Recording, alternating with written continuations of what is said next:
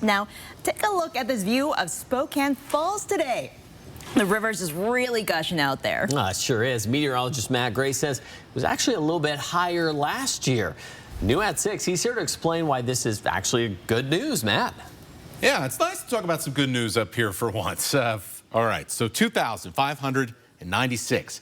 That is how many 30-gallon bathtubs the Spokane River could fill up every second as it is flowing right now. Now, by the time I'm done with this segment, well, you could fill up almost 250,000 of them. So the wild thing is here is even though this is a pretty high level, it's actually below normal for this point in the year. The flow over the falls, 28% below average for early May 5th, today in particular. It is also less than what we saw this time last year by just a little bit.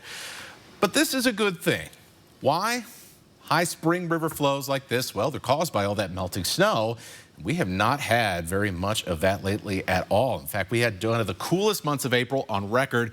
Up in the mountains, the snowpack that feeds the Spokane River, you can see the chart on your screen. It was higher at the end of April than at the start of it. And well, you all experienced the weather, no surprise there. The snowpack that melted during the warm weather in March and went down the river and raised the river levels, we got all that back and then some with that snow in April. So you combine this with the cool weather pattern we're in, it shouldn't be until the start of July before it is all gone. That is the projection now, and that's almost 2 weeks later than what we had for last year. So what does that mean practically? Well, it means a lot more high water on our rivers for the next 2 months and better water flows this summer. That's good for the fish, bad for algae, and great for summer fun. It also means that we're going to take a little bit longer for our forests up in the mountains to dry out, which should keep fire season from starting too early. And that is the best weather news that I've covered in a long time.